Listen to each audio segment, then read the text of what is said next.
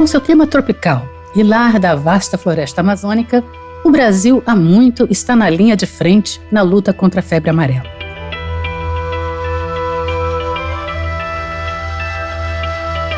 O Brasil acumulou uma experiência ímpar em todo o mundo, sobretudo porque aqui, durante muito tempo, registramos grandes quantidades de casos de febre amarela. O país desempenhou um papel fundamental, compartilhando com outros países as melhores práticas para se controlar e, em última análise, combater essa doença mortal. Foi no Brasil que nós identificamos o ciclo silvestre da febre amarela. Nós somos pioneiros também na utilização da vacina em escala mundial.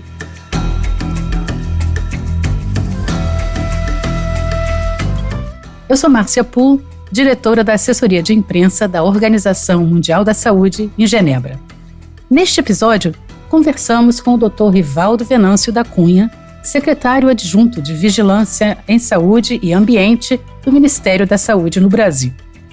E ouvimos o Dr. Pedro Vasconcelos, professor de Patologia e especialista em Arbovirologia e Medicina Tropical na Universidade do Estado do Pará.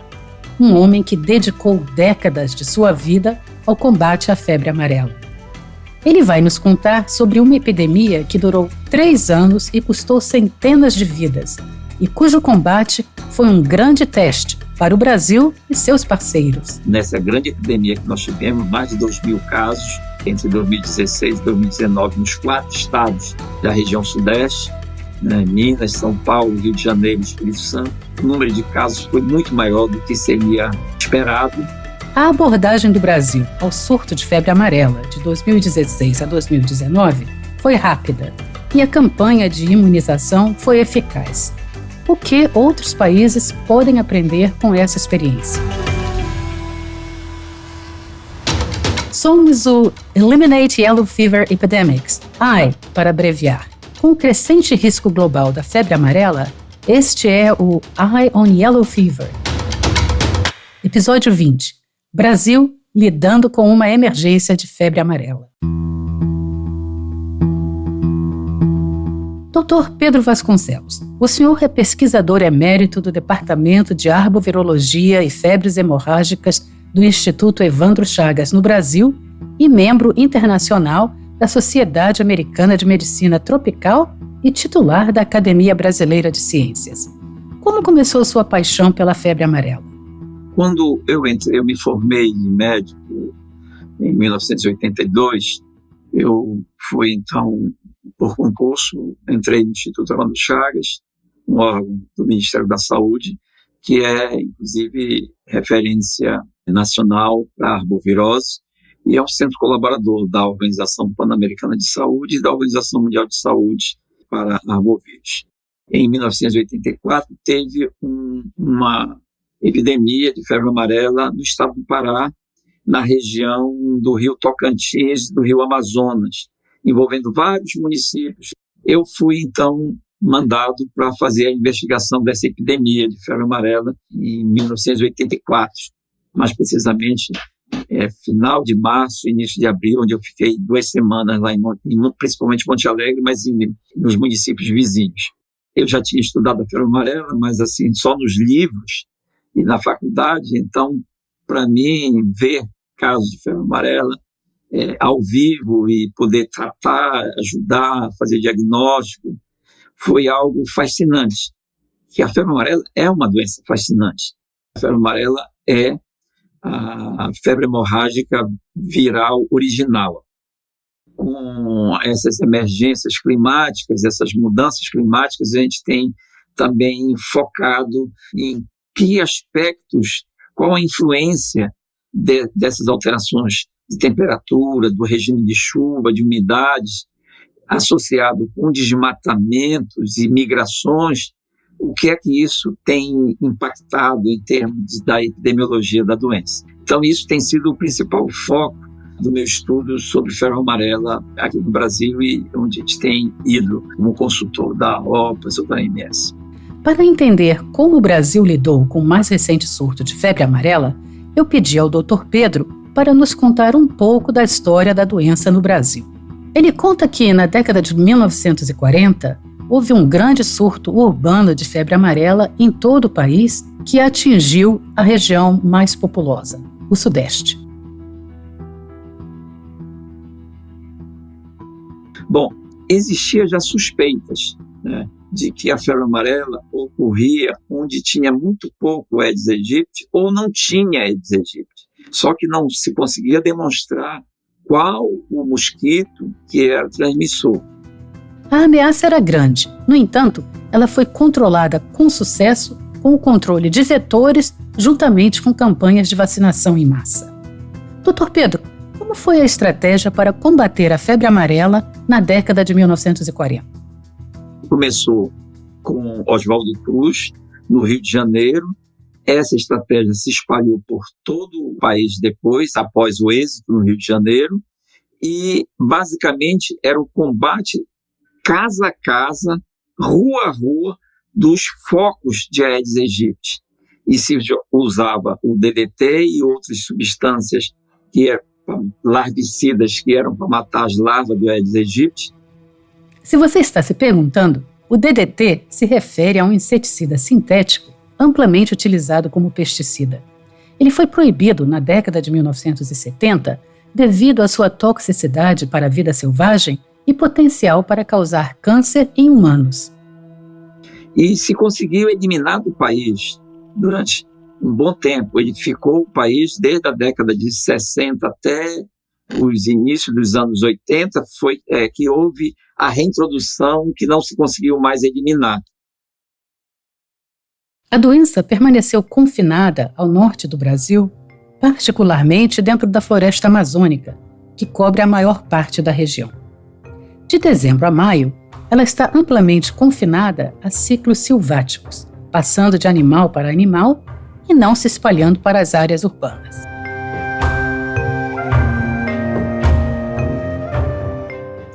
Dr. Rivaldo Venâncio da Cunha, do Ministério da Saúde no Brasil.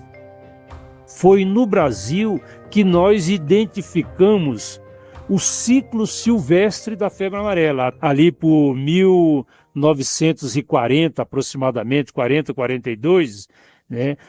Mas nós continuamos tendo casos de febre amarela e nesse período, no Espírito Santo, nós descobrimos este ciclo silvestre, um ciclo da doença que era o vírus transmitido não pelo Aedes aegypti, como era antes, mas sim pelo Sabetes e pelo Hemagogos, que são mosquitos silvestres. Ou seja, as pessoas entravam nas florestas, seja para trabalho, seja para lazer, para turismo, enfim, e se infectavam lá, elas não eram vacinadas. Aí nós descobrimos o ciclo silvestre.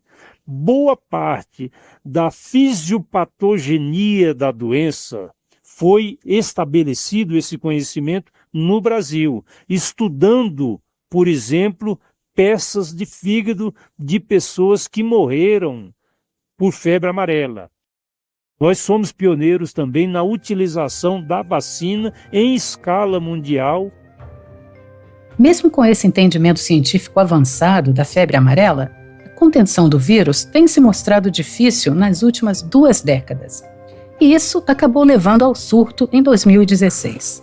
Dr. Pedro Vasconcelos, novamente. O que se sabe hoje, por exemplo, que uma nova linhagem de febre amarela emergiu e que foi responsável por essa epidemia na região sudeste. Nós demonstramos, junto com outros pesquisadores da Fiocruz e da Universidade de São Paulo, que essa linhagem veio da Amazônia, ou seja, esse vírus migrou da área enzootica para uma área epizoótica ou epidêmica, como foi o caso da região sudeste. Mas por que isso aconteceu? Bem, um grande fator é a mudança climática.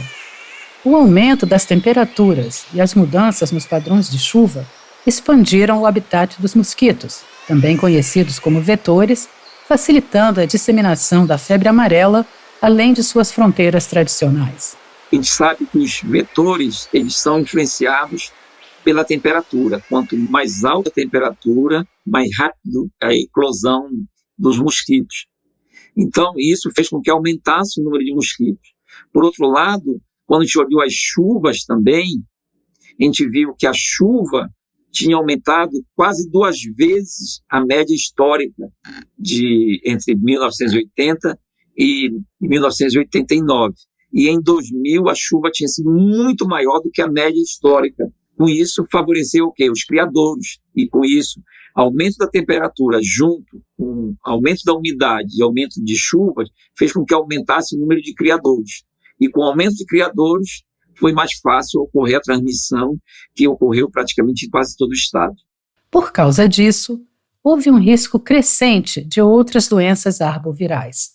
O Brasil viu um aumento significativo na propagação de vírus como a dengue, que, assim como a febre amarela, é transmitida pelo mosquito Aedes aegypti.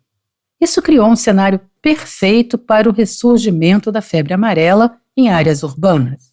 Dr. Rivaldo Venâncio da Cunha. O que nós observamos, então, já nesse período mais recente, foi uma explosão nos últimos 3 anos do número de casos de dengue no Brasil e nas Américas como um todo, mas sobretudo no Brasil. Nós que tínhamos a média de 300, 200, 400 mil casos por ano de dengue, o ano passado, 2023, tivemos mais de 1.100.000 casos de dengue e neste ano de 2024 já estamos acima de 6.200.000 casos de dengue.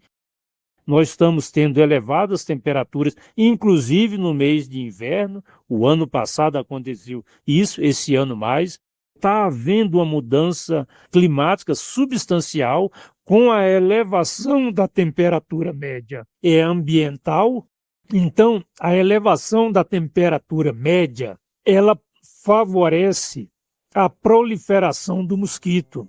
E o tempo entre o ovo e o mosquito adulto também encurta, ou seja, são fatores interligados que têm contribuído para essa elevação gigantesca no número de casos de dengue.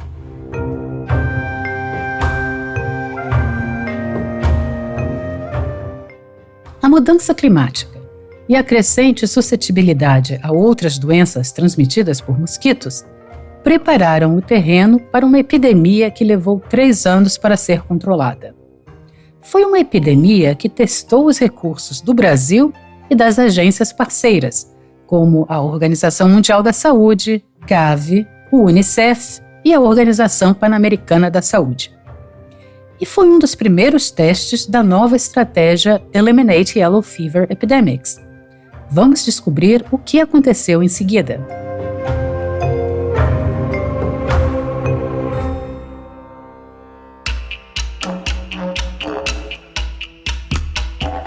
Você está ouvindo o Eye on Yellow Fever. Este é o episódio 20 e você pode achar não só este, como todos os episódios anteriores no seu reprodutor de podcast. Por exemplo, gravamos um episódio sobre a Amazônia, mudanças climáticas e como as ações dos seres humanos aumentam o risco de febre amarela nessa região. Há também um episódio sobre saúde pública na crise climática, em que exploramos o que pode acontecer em partes do mundo anteriormente livres de mosquitos que carregam patógenos se a Terra continuar a esquentar. Você encontra também os episódios no YouTube. Basta procurar os podcasts e Eye on Yellow Fever.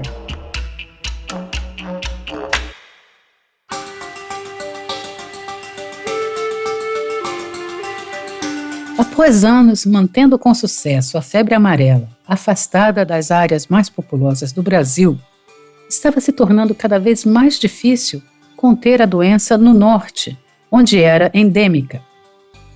Meados da década de 2010, uma crise estava se formando no estado de Minas Gerais, ao norte de São Paulo e Rio de Janeiro, como explica o Dr. Pedro Vasconcelos. Minas sempre fez parte da área chamada área endêmica, zoótica da febre amarela, ou seja, a febre amarela sempre existiu e circulou em Minas, como circula aqui na Amazônia. E Minas era o estado do Sudeste que sempre teve febre amarela.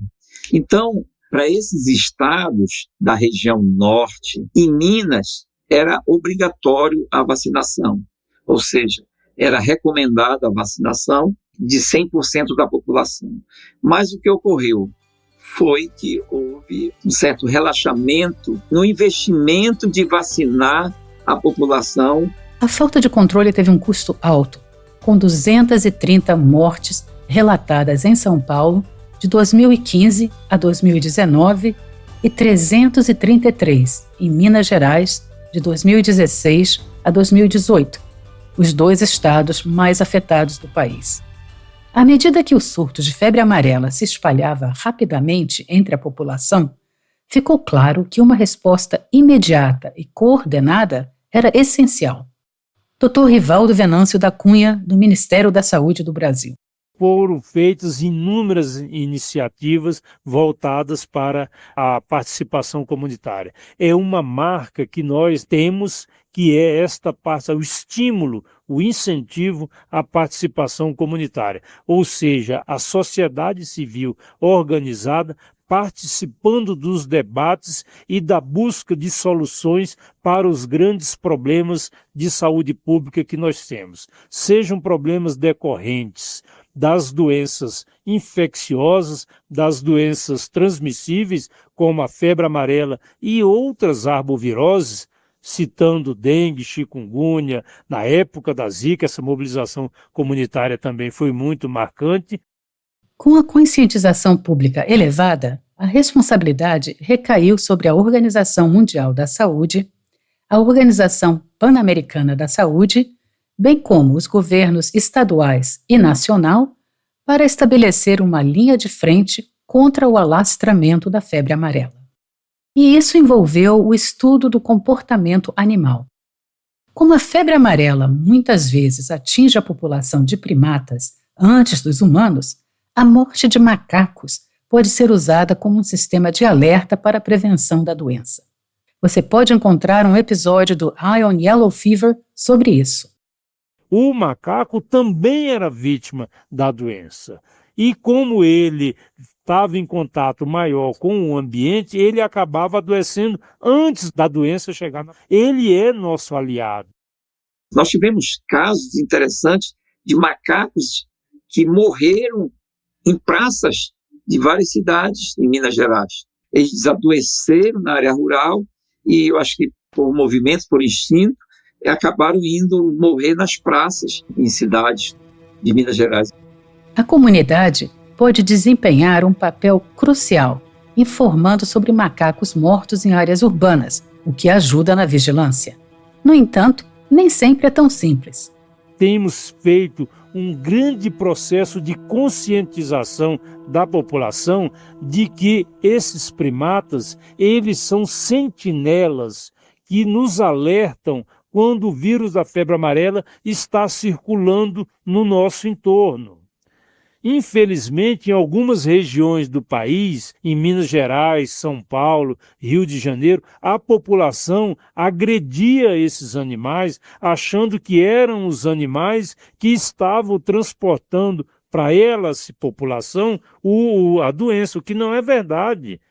Um sistema de vigilância foi estabelecido para identificar o vírus em primatas. Nós temos um sistema desenvolvido aqui no Brasil, que é o Sistema de Informações sobre Saúde Silvestre. Ele é feito por um aplicativo que está disseminado no país inteiro. Então, qualquer primata não humano que seja encontrado ou doente ou morto, ele é documentado, é fotografado e, se tiver condições, porque alguns estão em fase de decomposição, mas se ainda estiver com preservação, ele é enviado para fazer uma avaliação se o motivo daquela morte, daquele primata, daquele macaco, foi a febre amarela. E, a partir daí, desencadear as ações de prevenção. Para os humanos, a medida mais eficaz para evitar mais contaminações foi promover e colocar em prática uma campanha de vacinação em massa. O percentual da população brasileira vacinada contra a febre amarela é gigantesco, mas de qualquer forma há um cuidado, há um grupo, alguns segmentos, alguns clusters de pessoas, sobretudo trabalhadores rurais não vacinados. E para garantir a cobertura máxima, a estratégia de vacinação utilizou o plano de porta em porta, tal como foi usado na década de 1940. Era combate foco a foco, casa a casa, rua a rua, em cada cidade do país. Eu diria que foi uma das maiores ações em saúde pública que o governo brasileiro utilizou voltado para uma doença. Quando nós tivemos a epidemia em Minas, o que ocorreu? Os casos começaram a aparecer e começou-se a vacinar. Então, foram as pessoas responsáveis pela vacinação, estavam indo às casas das pessoas para vacinar e convocando o pessoal para ir nos centros de saúde para vacinar. Todos esses esforços foram apoiados por um plano de comunicação eficaz com boletins diários coordenados pela Organização Pan-Americana de Saúde e pela Organização Mundial da Saúde, que mantinham municípios, regiões e estados alinhados e informados. A rede de comunicação também incluía um call center 24 horas por dia, 7 dias por semana, para profissionais de saúde, oferecendo orientações em tempo real sobre como lidar com os casos, especialmente devido à sua rápida evolução clínica, que exigia a tomada de decisões rápidas por parte dos profissionais de saúde.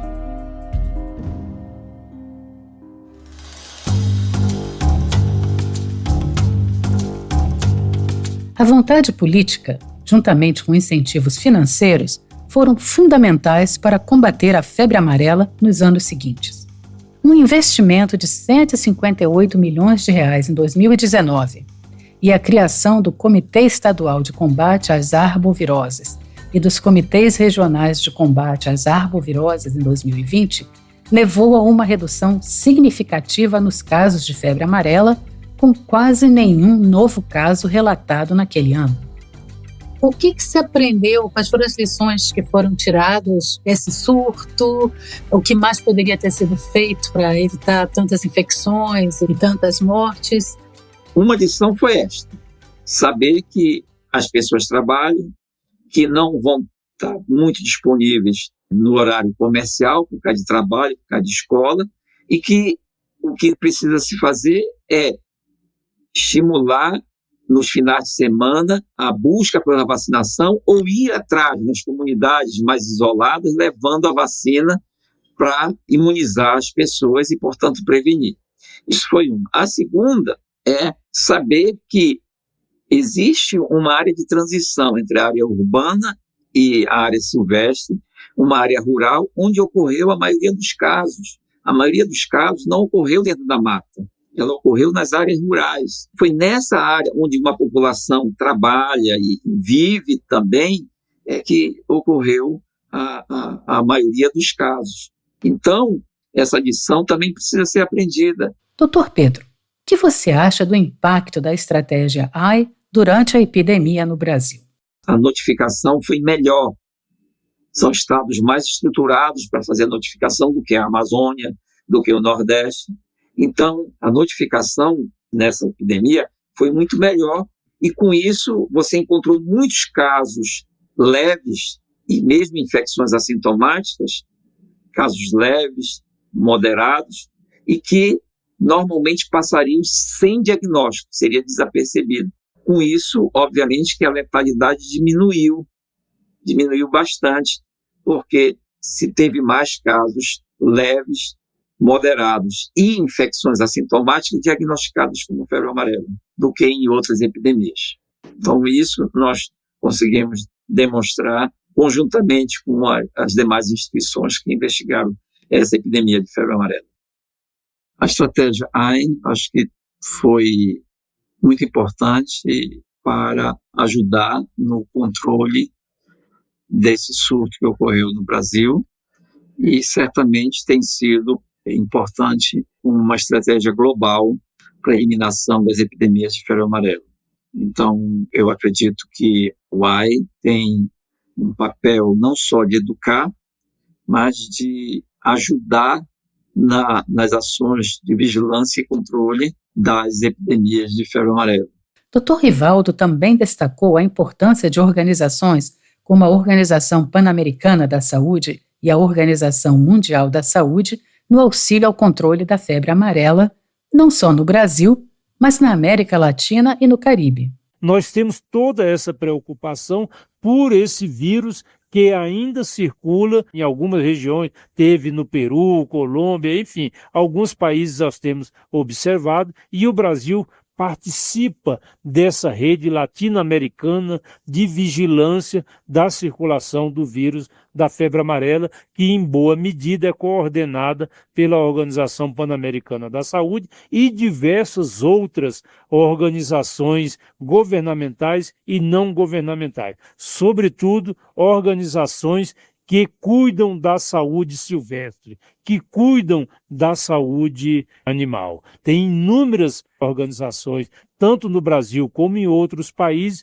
que ajudam o Ministério da Saúde, que ajudam os governos locais a cuidarem da saúde animal e, consequentemente, dentre esse cuidado está a prevenção e as medidas preventivas em relação à febre amarela. O que se pode fazer para se prevenir, poder evitar, pelo menos controlar de forma eficaz e rápida futuros surtos no Brasil e em outros lugares? Diminuir, eu sei que é impossível acabar com o desmatamento, diminuir. O desmatamento leva a um aumento da temperatura na Amazônia, altera o regime de chuva na Amazônia, e nós sabemos que o regime de chuva na Amazônia é fundamental para a América do Sul, não só para o Brasil. Então, o governo brasileiro e os demais governos da Pan-Amazônia, ou seja, os países que têm uma parte da Amazônia, devem se unir para combater o desmatamento. Combatendo o desmatamento, você certamente vai ajudar nessa questão. Muito obrigada ao Dr. Pedro Vasconcelos e ao Dr. Rivaldo Venâncio da Cunha por terem conversado conosco sobre o combate à febre amarela no Brasil.